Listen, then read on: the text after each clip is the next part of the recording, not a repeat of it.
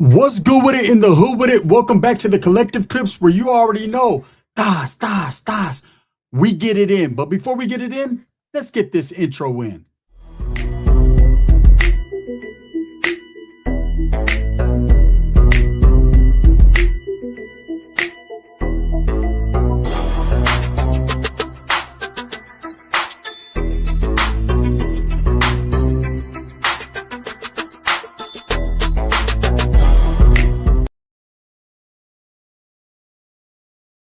Welcome back to the channel. And if you haven't already hit that like and subscribe button, make sure you go ahead and do that.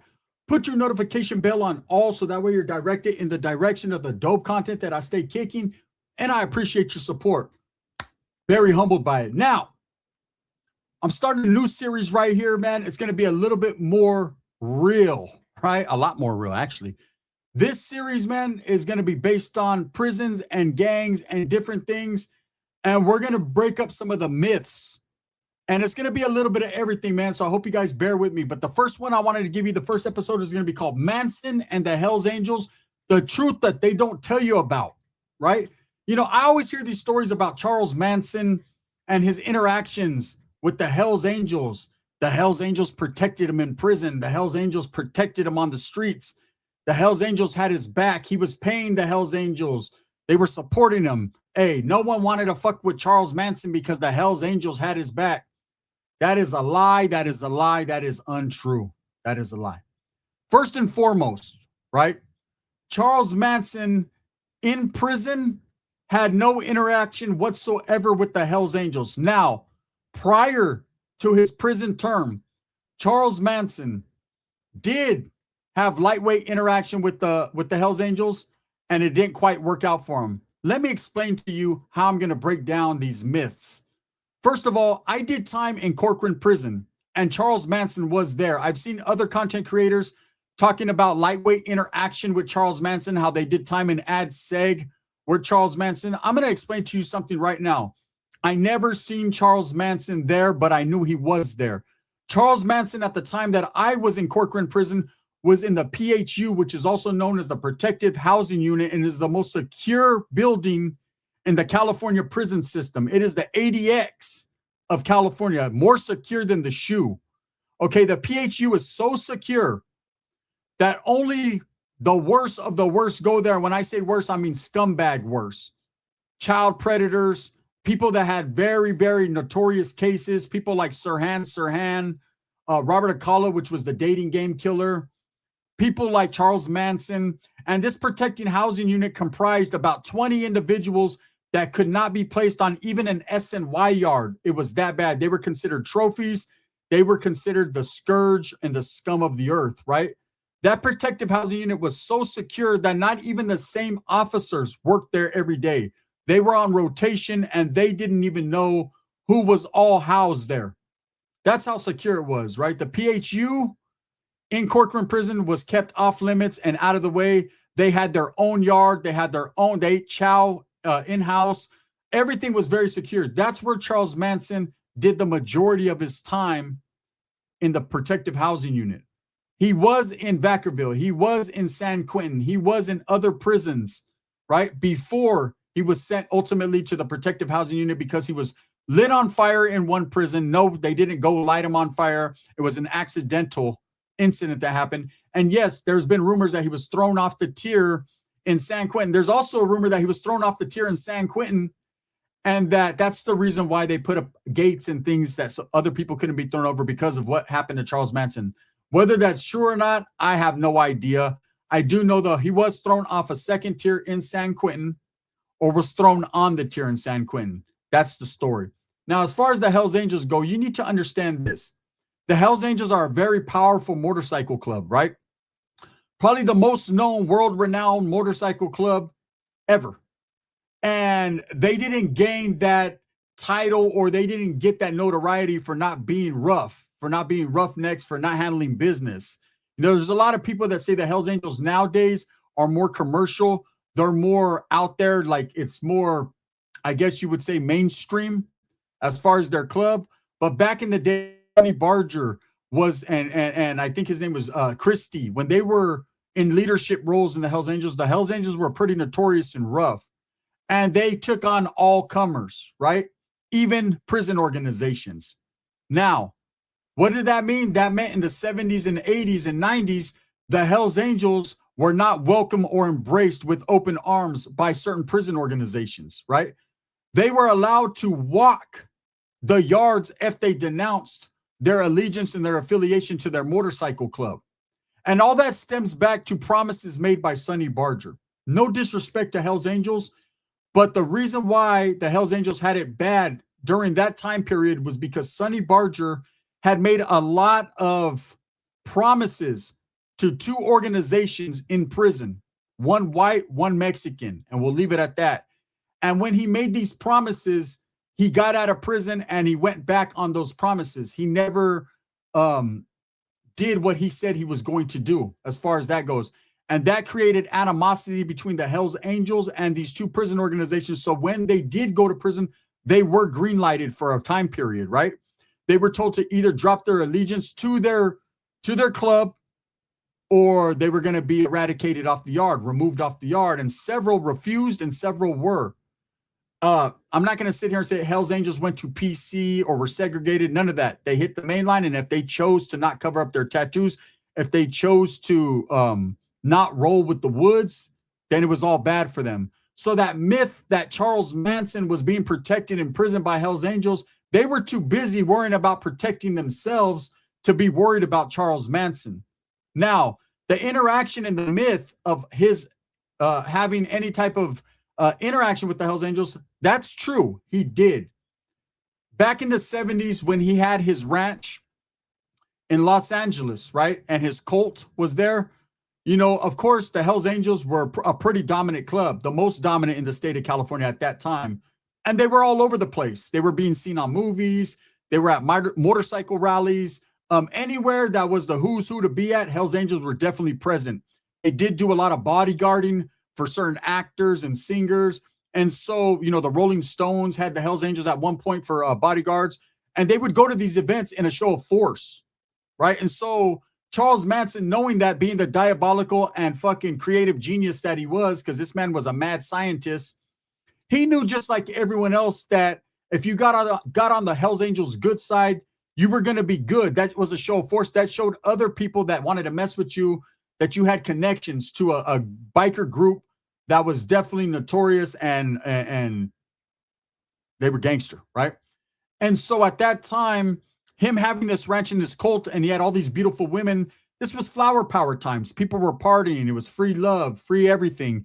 A lot of drugs were being used back in them days, especially in Manson's, by his cult at his ranch. So there was a lot of Hells Angels that did frequent the ranch because, of course, they were into partying. They were into kicking it. So they could give a fuck less about whose ranch it was. If they wanted to take it anytime they wanted to take it, the Hells Angels were known to do things like that. Go take a party over, bust up a party. You know, they're bikers.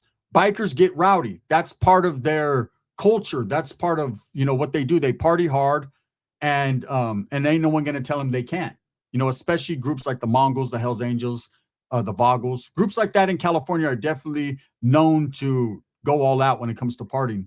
So they were frequenting that ranch, and their association with Manson was that they were going there to party and everything. But he took that as a sign that he was befriended by them, that they really cared about Charles Manson and his philosophies in his cult. Now, according to him, his whole philosophy was to create a race riot. His whole philosophy was that the white people would take over the earth, and that he was going to create this cult as him as a supreme leader, and that any person that was white was going to stand with him in arms to take up against all minorities, black, brown, whatever. This was one of his philosophies. It wasn't the total truth with Manson. He was really out there. He was all over the place, right? A lot of it was just he wanted to control people, control women, and control the narrative, right? He was a disgruntled songwriter, guitarist that had been incarcerated half his life and knew the system, knew how to manipulate people, and ran game. But you're not running game on the Hells Angels. They could give a fuck less who you think you are rather than who you are. And in doing so, there was a certain leader of the Hells Angels that came to the ranch to party one night. And I guess the word is that Charles Manson approached him with the proposition for the Hells Angels to be his security and his backup. And when Charles Manson was asked about the financial situation, Charles Manson felt he had it coming because they were partying at his ranch. They were kicking it. He felt because they were indulging in the drugs and everything that he was providing, or that they were providing, that, he had it coming. The Hells Angels didn't take that lightly. There was disrespect. Charles Manson felt that he could disrespect them, and he slapped the fuck out of Charles Manson. From that point on, that severed any ties between the Hells Angels Biker Club and Charles Manson. So when I see people running around talking about Charles Manson was protected, he was paying for protection from other groups. Look, it doesn't work that way. Like I said, during them times, the 80s and the 90s, and even the 70s, the Hells Angels had it bad in the California prison system. They were green lighted by groups. They weren't, and they're a group that's very prideful and very loyal to their colors and their club. So it wasn't like Hells Angels were just getting locked up and immediately conforming. It was taking a lot. They were getting fucking rolled up and beat up on, and they were going at it too. They were holding theirs down for theirs, right? And so at that time, there was no way for them to be security in any point or part for Charles Manson while incarcerated, because they had to worry about what they had going on, right? Now, Charles Manson, as far as him, he's a nobody. People have heard his story, seen the movie Helter Skelter, and heard tales and myths about Charles Manson. Yes, he was a genius. He was very smart. A lot of people don't understand the mind of someone like that. But what he was more so than that was a manipulator. Okay, there's people that he was able to manipulate because they were susceptible to manipulation. But groups like the Hells Angels and prison organizations run their own game. They know that racket, right? They're not going to let some pipsqueak, 5'4", little skinny guy with a half swastika on his forehead manipulate them at any point, right? Nor are they going to back him up unless he's giving them big money. Now, does that mean that he was safe on the yard? You need to understand, in the California prison system, all yards are shared yards. There might be one particular group that controls the majority of that prison, meaning that they have the most manpower, the most soldiers, the most influence, the most respect. But that doesn't mean that all the other groups are going to just automatically do what they say. You control your own people, and that's it.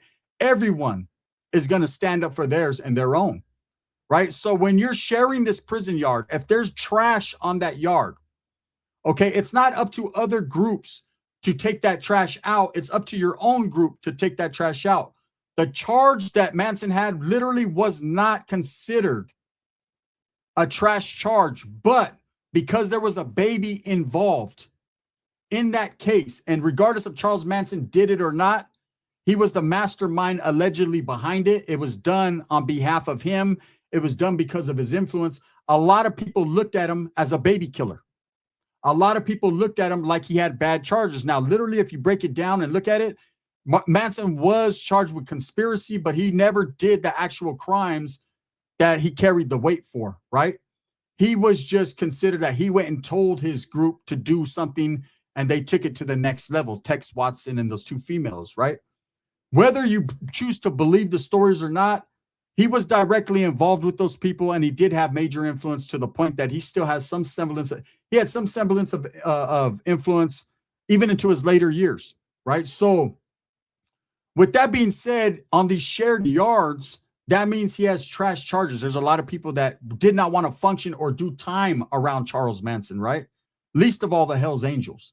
And so with that being said, Charles Manson did have a lot of threats, and there was a lot of assaults that happened during his time of incarceration. That's why he ultimately ended up in the PHU. There was nobody protecting him. There was nobody looking out for him. I laugh when I see all these content creators or people that talk about, oh, Diddy or this guy or Wes Watson or this guy can pay for protection because they got all this money. It doesn't work that way in the California system. You're not paying anyone for protection because there's a lot of other groups that ain't getting paid. Unless everybody's getting paid, then maybe your safety net widens and you're okay. But unless everybody's getting paid, they don't have to listen to that other group. That's their enemy. They're not going to, not at all. See, there's a rule, an unspoken rule in prison, and that's everybody takes out their own trash. And if, say, there's Norteños on the yard and they're cool with the black dudes, they're functioning on the same side of the yard, and it is what it is. And there's a particular black dude that comes in to the prison system, and the blacks have their own politics: Crips, Bloods, Kumis, Jamas, non-affiliates, Muslims. They do what they do. And say it's the Crips, for instance. I'm just throwing it out there, right? And there's a Crip that gets there and he has a bad case, but they clear him. They allow him to be on that yard for whatever reason, right? And say a Norteño comes up that was in the same county jail with them. And he's like, hey, bro, that dude was in PC. That dude was fucking, he has bad charges against kids or women or whatever. The Northerners are definitely going to they're not going to go whack them or nothing, but they're definitely going to let the blacks know, the Crips, like, hey, bro, that dude, it's been brought to our attention. He's all bad. We can't function around that dude. That dude shouldn't be allowed on this yard. He's no good. Now they're going to give the blacks the opportunity to handle their own business. They're going to say, hey, bro, we're giving you guys the heads up.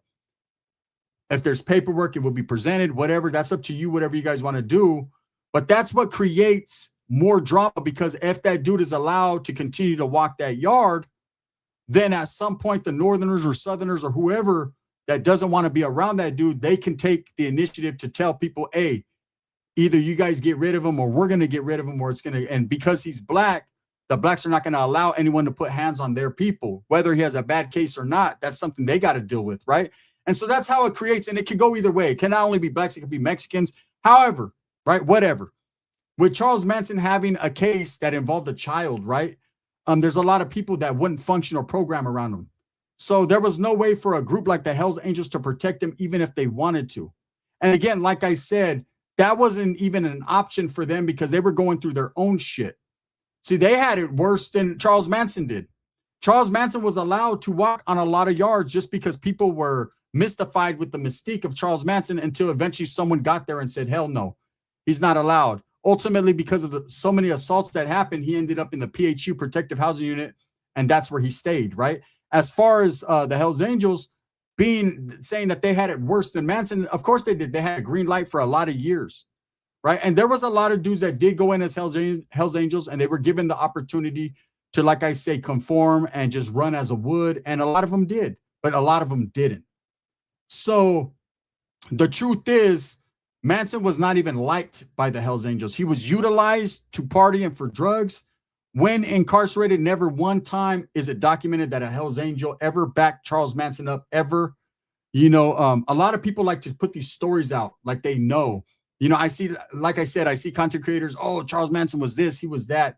He was a little old man with some fucking wild charges that was alone, okay?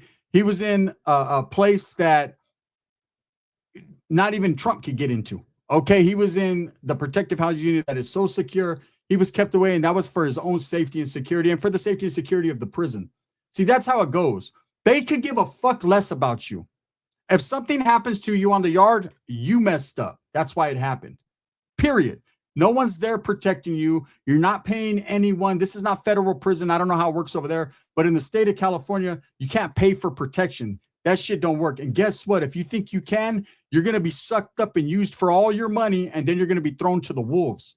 That's how it is. It's been like that since the Youth Authority. I remember dudes used to get there, getting fat packages, money on their books. Hey, we knew that they were a soca. We knew that they were weak. We knew that they fucking couldn't do nothing for the team, right? But we would utilize them for that. Hey, you buy all the canteen, bust spread, you do that, you do that. And as soon as the money would run out, their time would run out and someone would beat the fuck out of them. That's how it happened. It's the same thing in prison. If you go in there and show weakness, then best believe you're going to become the prey, right? So if you go in there talking about, oh man, I'm scared, I got to pay someone to back me up, them same dudes that are going to pay to back you up, that you pay to back you up, are going to be the dudes that whack you. And it's usually going to be someone that looks exactly like you. Anyways, with that being said, that's the truth about Manson and the Hells Angels.